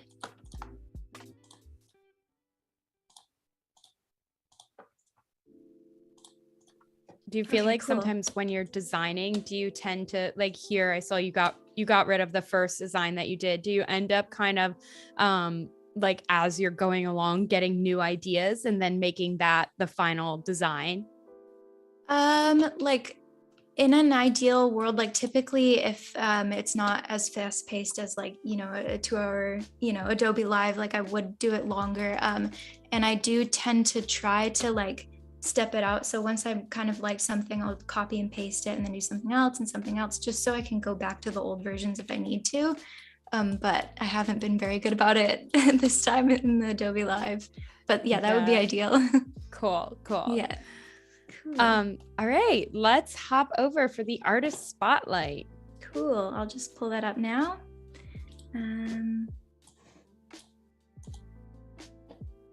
All right. Cool. So we have Nico Mukilan. I'm sorry if I'm not pronouncing that correctly, but Nico, congratulations. We have chosen you for today's artist spotlight, and we're just going to kind of scroll through and take a look at your work. And from what I can see right off the bat, it looks awesome. I know. Lots of fun colors and fonts. I know. I feel like I just love the like retro look, and I don't know. I love the sans serif or the serif like condensed fonts, and yeah, the like ink bleed. It's just so cool. Yeah, so awesome. Like very retro, and reminds me a little bit of some of the work that you do. Yeah, I don't know. I feel like I'm very inspired by him and his work, and I love the like dreamy. It almost feels kind of like nostalgic and just like very wholesome and warm. And yeah, I don't know. I really like it.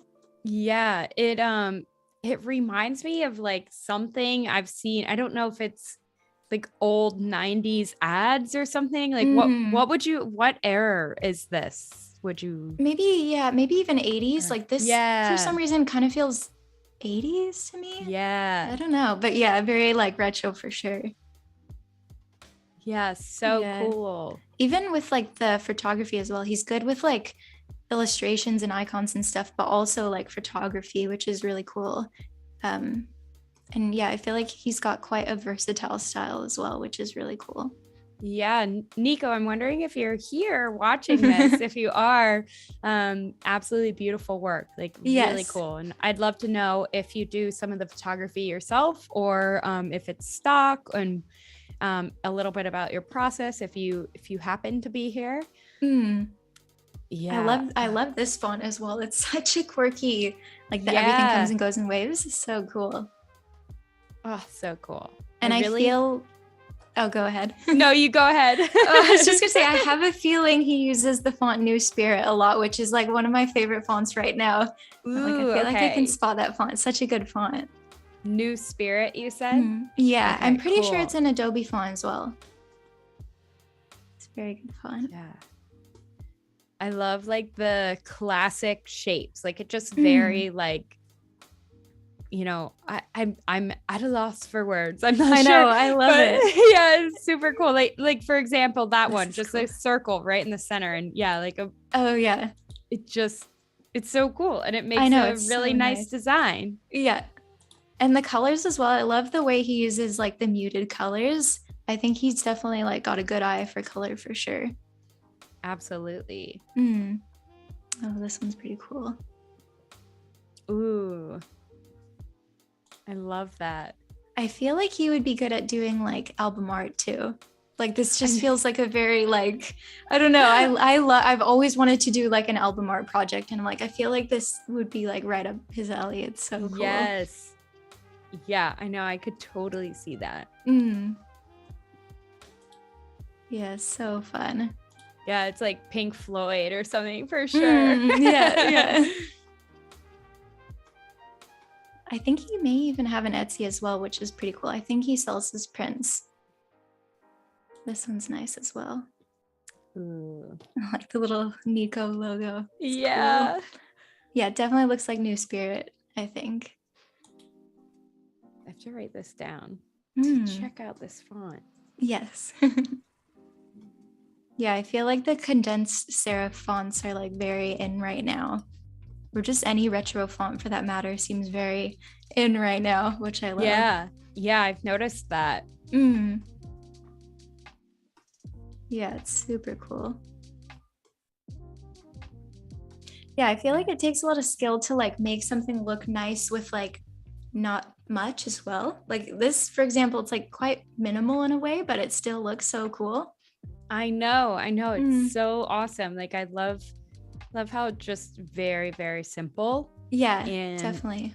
Really like drives the message. Yeah. Yeah, like having this such a nostalgic feeling. Like I'm imagining looking through my mom's old 17 magazines.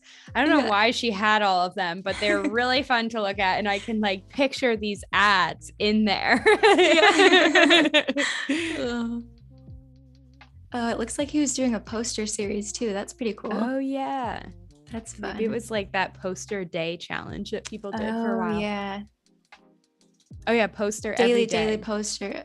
Wow, that's like I don't think I could. I tried to do the 36 days of type one time, and it's so tough. I admire the dedication. Yeah, I know. I don't know how people are able to produce full designs like every single day. I feel like that would be so tough. I just started this 100-day challenge where you can do pretty much like anything you want for 100 days, whether it be creative or just something good for you. And so I'm just doing like a little sketch in my sketchbook every day for 100 days. But I feel like even that is going to be too hard. That's good though. I think that's like meditative too. And like just a night, like that's a nice habit, I think, for sure. Yeah. We'll see how it goes. I'm on day 3 today. So. Okay, cool. Nice. Yeah. That's fun. Awesome work, Nico. Congratulations. And thank you for sharing your portfolio with us. And again, anyone who wants to submit your own portfolio or a friend's, do so under the artist spotlight, and you might have a chance to get featured here on Adobe Live. Very cool. Awesome. Yeah, definitely very inspiring work. Yeah, I know. I'm like feeling like I want to create something after this stream now. Okay, cool. So we're just working on business cards, as I mentioned earlier. I think I might start assembling this now.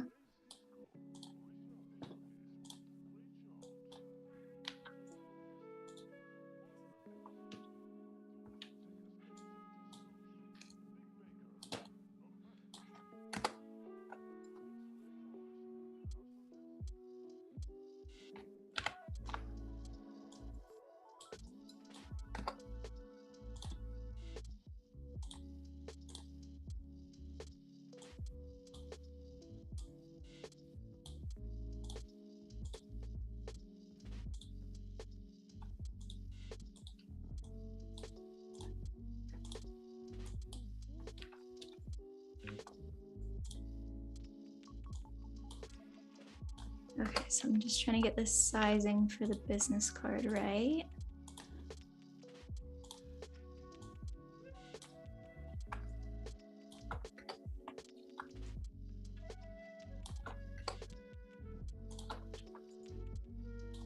So you're making like the full background here in Photoshop and then putting the business cards on it? I think so, yeah. Okay. Yeah, I think. Well, this background looks a little bit funny.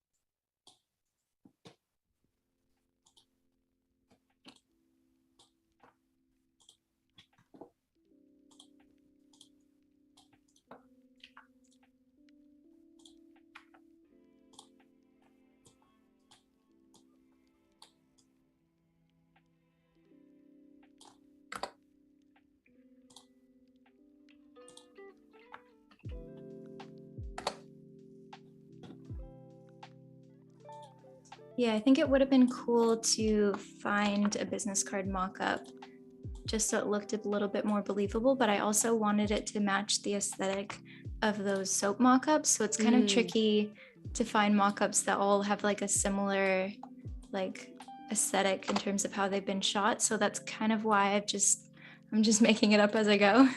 Yeah, this looks really good though. Like just a little subtle drop shadow helps a lot. Yeah. I think it's nice too when people put together like on Creative Market or any of the other sites, like when people put together a full branding package, so you can use that for your mock-up, you know? Yeah. And everything has the same aesthetic. Yeah. Yeah, definitely.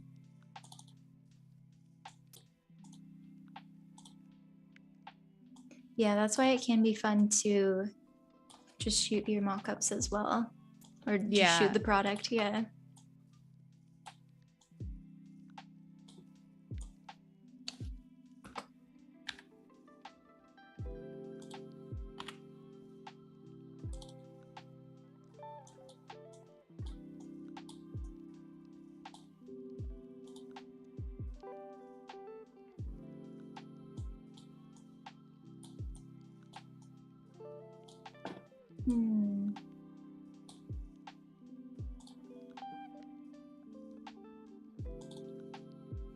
Could do like a soft drop shadow or like a very hard like direct sunlight drop shadow.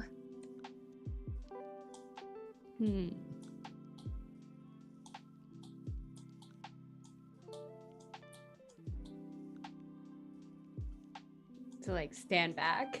Yeah.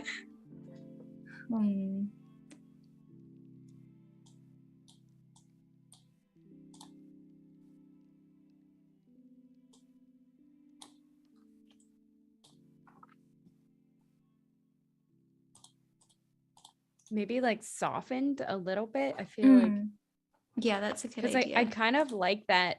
I like the shape and the harsh lines of it, but maybe just soften like a hair. Okay, cool. Yeah, true. Okay, let's do that.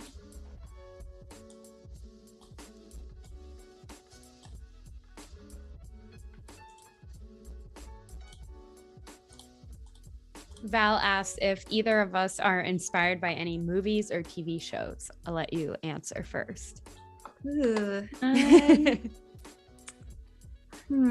This is kind of a random movie, but the first one that comes to mind is have you seen Baby Driver? No. It's such a good movie. It's kind of like, I don't know, it came out a few years ago, but it's very like, the cinematography is cool and there's like lots of music incorporated. And I think even in the intro scene, there's a clip of the guy walking down the street and there's like graffiti, but it's like the typography is kind of like interactive, like with the music. It's super cool. And yeah, I love movies where like the cinematography is really nice. Euphoria, the TV show, is cool. Like it's very inspiring, like all the makeup and the cinematography and everything. Yeah, definitely a good one as well. Yes. Yeah, anything like that. Yeah, I totally agree with you on Euphoria. I feel like that I love like the colors and the cinematography, and I believe that, I don't know if they did both seasons on film, but I think this season was done on film. Which is really cool. I just wish that the story had a bit more substance to it. I feel like that kind of fell off the train, but but yeah, I love Euphoria. Yeah, I heard with the director, I think he was kind of like freestyling a lot of it, and it was just kind of crazy, but tell. But it was fun to watch though, for sure. Totally. I know, like I felt like some episodes I was so enthralled with it, and then other episodes I just was like, this doesn't really quite do it, you know? It was pretty back and forth for sure. Yeah, I know. I think, that's a good one for inspiration. I'm trying to think of other ones. I feel like for me, it tends to oftentimes be like I'm watching something regardless of what it is, and there's maybe like one scene that just is really interesting and cool and kind of maybe fits in with like the style of work that I do. And then it sparks this whole idea of, oh, what if I had like a person underwater and then above them was this and this and this, and but I never know directly like where it came from. Nice. I mean, that's probably a good thing if you can't directly point it to one thing, because I feel like that's more true to you in a way. Like if you like have direct inspiration, it's like, but if it's just random, I feel like it's, you know, your true style. Yeah, so true. Yeah. Oh yes, Val recommends Abstract on Netflix. That's such a cool show. I've seen a few episodes of that. Yeah, really, really inspiring. Like each episode's a different designer or artist and talking about their different aspects of life. And it's just so cool to see, from typography through like photography, printmaking, all sorts of things. And I feel like I step away from that show with something new every time. Yeah, definitely. It's so good. Yeah, I think in university I watched it a little bit because a lot of my classmates were talking about it. Yeah. It's very good. Yeah. Yeah, I feel like sometimes I honestly am even inspired by like cooking shows.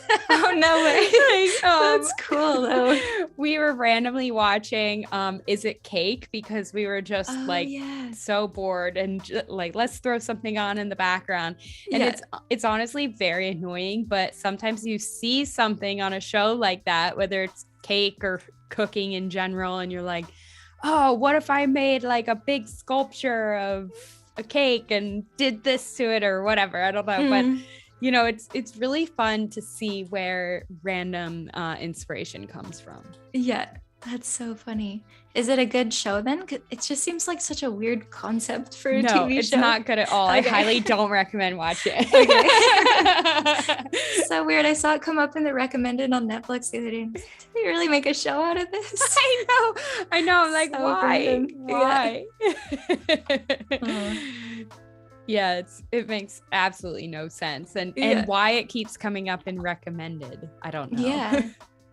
I've seen a lot on TikTok about is it soap or not looking at soap, is it cake or not? But yeah, I didn't realize they'd make a whole show out of it. So I know. Funny. Very weird. But yeah, who knows where inspiration will find itself. Yeah.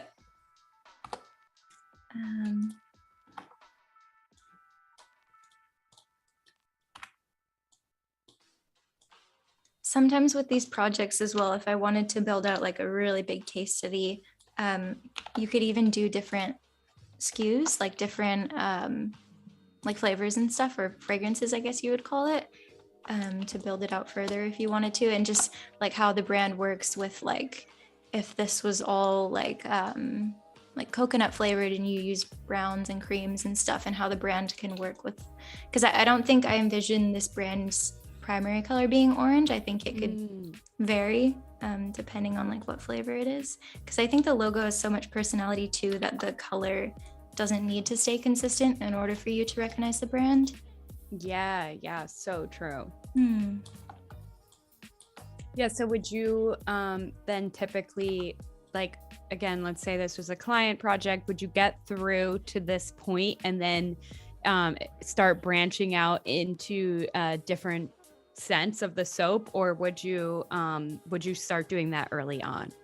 I would do that because I would probably get approval for like all the artwork on the dye line with just one SKU first.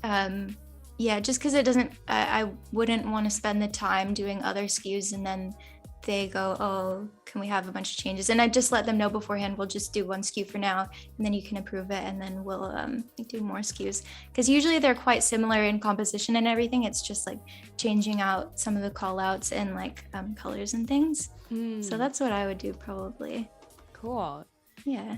Yeah, interesting to know like where these things fall in kind of in your timeline. Yeah, and I think it's different with every client and like what they're wanting and stuff too, like especially with like smaller clients, it just changes so much.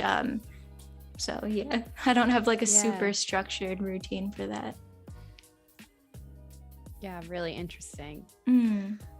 So we have about a little less than 10 minutes left here. Any final questions that you all have for Sara, please send them our way. And I'll let you finish up here, Sara. A few housekeeping things. Stay tuned for the XD Creative Challenge Encores right after the stream, where we will continue the logo theme challenge, followed by a new episode of Graphic Glow Up with Voodoo Val, who has been so graciously answering all of our questions in the chat and helping us out here. This week, Val will show you how to paint light and shadow in Photoshop. Oh, one of my favorite things to do. So much fun. So I might have to join in on that. Val, sounds awesome. And then Adobe Live will be back tomorrow for the final creative encores of the logo theme challenges, followed by a new episode of Office Hours with Nick Longo and Andrew Hock-Rottle. And as a final reminder, Adobe Live will not be airing the master classes tomorrow due to a global day off. Everyone needs that time off, and Adobe takes it too.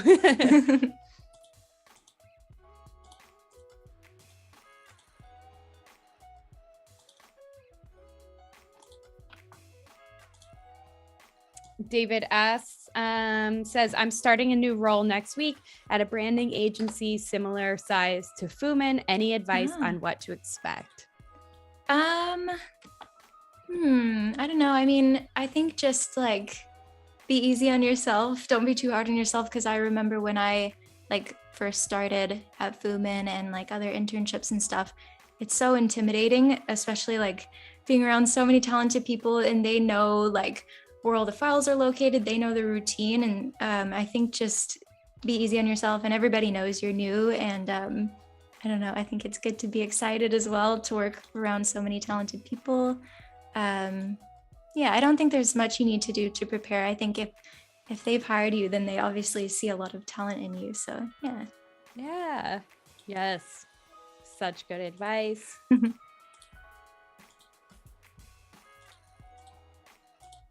David, I think you'll do great. Yeah, I think so too. It's such an exciting time too, like getting a new job at a design studio and everything. It's like, yeah, very fun. And I'm sure you'll learn lots, and it would be like a very valuable experience, I'm sure. Absolutely.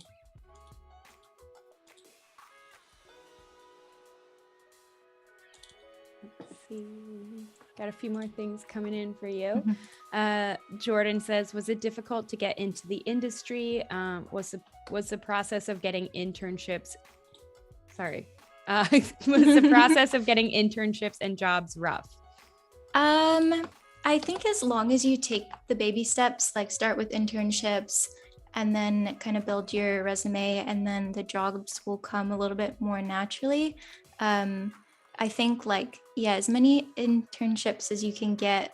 Well, not as many, you don't want to be constantly switching jobs, but like, I guess maybe like 2 internships if you can. Sometimes if you're open to doing unpaid, which I think personally they should pay interns always, but if you're open to be unpaid, you could even position it as like, I've always thought you could position it as like a volunteer position, because who would say no to a volunteer? And then if you can kind of wiggle away your way in, you can move up. And yeah, I think all those transition steps make the end result not as hard to get to when you're taking those steps to get there. Yes, I love that. Yeah, really good. Yeah. A few people were suggesting on the etching on the soap, maybe just doing like the bee from Bear or a tangerine icon, just some fun different options. That would be a good idea. That'd be really cute. Yeah. But we are almost out of time, but I'll let you try that out real quick. Yeah, feel free to like whenever you're ready. I'll just yeah, I may not finish this one, but you guys, I'll just scroll through this right now so you can kind of get a look at where I'm at.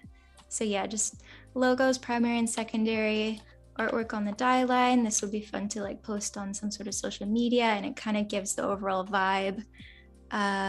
One of the SKUs, you could even branch this out into different SKUs, which would be cool with different colors. And yeah, just some mock-ups, business cards. So I think it would give the client like a good feel on how their brand would live in like different scenarios and stuff like that. Oh, amazing. Yeah. This is so good and Yeah. such a great example of what really shows off your work for a client and the best way to kind of present that final design. And you did some incredible work during the past 2 days. So be sure Ooh. to watch the replay of day one if you all missed that. And any of you that missed today, be sure to watch this replay as well, which will live on Behance and YouTube. Thank you so much, everyone, for joining us today. Sara, it has been an absolute pleasure. Thank you for being here with us on Adobe Live. And everyone in the chat, I hope you have a great weekend and a great week, and take care. Cool. See Bye. ya.